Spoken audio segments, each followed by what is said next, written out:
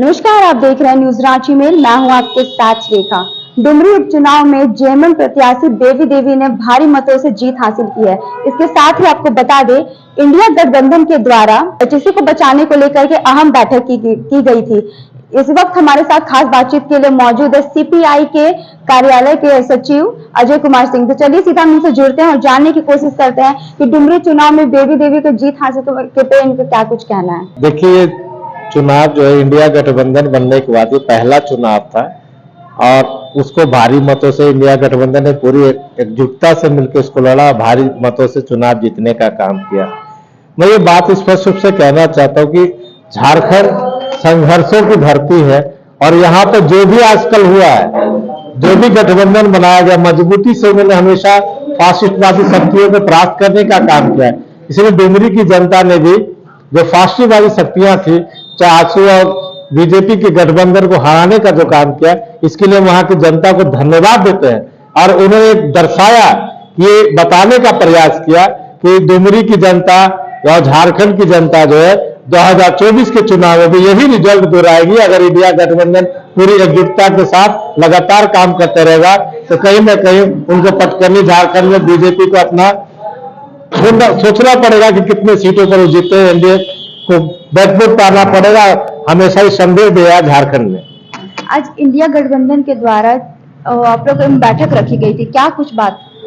देखिए, इंडिया गठबंधन के द्वारा एचईसी को बचाने के सवाल को लेकर एक बैठक रखी गई, जिसमें सभी दलों के लोग, इंडिया गठबंधन जो भी झारखंड में दलें हैं, वो सभी लोग उसमें शामिल होते हैं।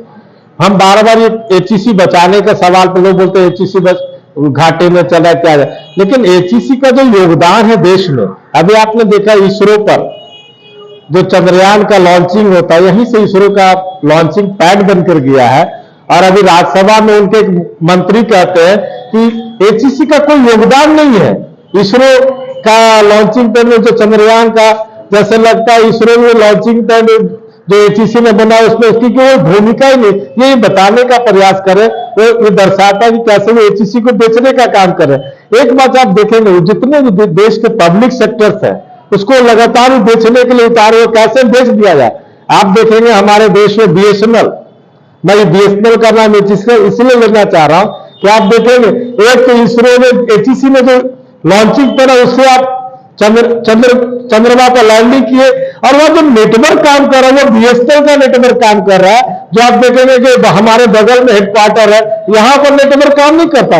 ये क्या दोहरी नीति है सरकार की, जो सरकारी व्यवस्था को क्यों बर्बाद करने पे तुले, सार्वजनिक क्षेत्र की इकाइयों को क्यों बेचने पे तुला हुआ है। अगर चंद्रयान पर बीएसएनएल काम कर रहा है तो यह जियो एयरटेल इसको लॉन्चिंग क्यों देते हैं। सवाल उठता है कि एचईसी का अस्तित्व है। एचईसी जो है भारत की मदर इंडस्ट्री में रही है और ये लगातार भारत के कई क्षेत्रों में योगदान, रक्षा के क्षेत्र में विशेषज्ञता हासिल है।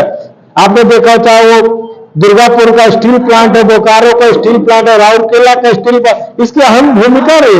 ये मदर प्लांट है, ये इंडस्ट्री बनाने का प्लांट है, न कि इंडस्ट्री है। ये इस इंडस्ट्री स्थापित करने के एक बहुत बड़ा प्लेटफॉर्म है। दूसरा चीज मैं ये कहना चाहता हूं कि मोदी जी इसको टारगेट क्यों लिए।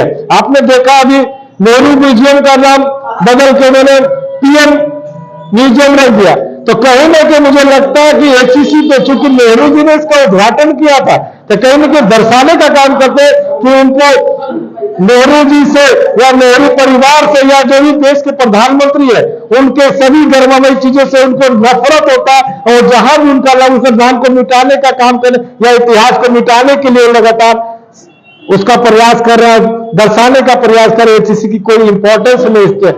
इसलिए हम बार बार कहेंगे कि वहां के कर्मचारियों को 18 माह से वेतन नहीं मिला है। सरकार को संवेदनशील होना चाहिए। वहां की इतनी जमीन है, इतनी प्रॉपर्टी है।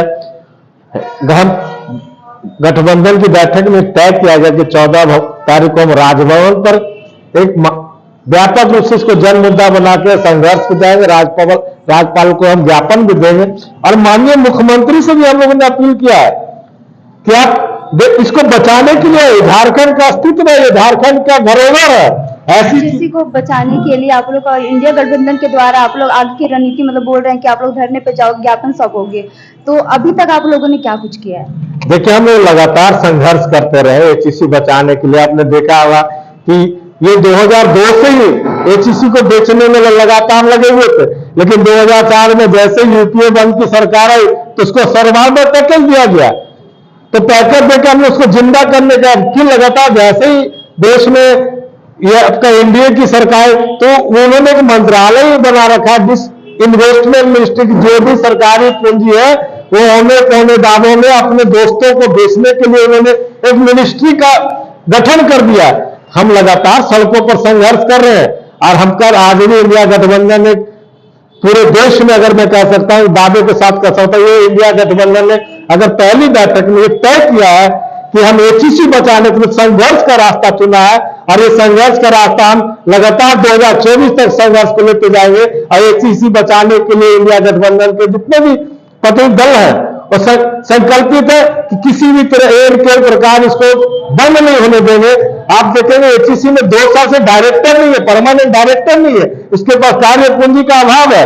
अब 200 करोड़ के कारण इसको बंद करने के लिए है और उससे ज्यादा स्मार्ट सिटी में उन्होंने जमीन कर लिया, कहीं ना कहीं अपने दोस्तों को जमीन देने के लिए भी एचईसी को बंद करने के लिए काम कर। एचईसी झारखंड किसान है और एचईसी का जो है ना मुद्दा पूरे देश में इनको पब्लिक सेक्टर बेचने की जो कोशिश कर रहे हैं और जो बेचने का प्रयास कर रहे हैं, एचईसी के लोग और झारखंड की जनता को सिखाएगी, एचईसी को भी बेचने और पब्लिक सेक्टर का हिफाजत भी करने का काम करेंगे।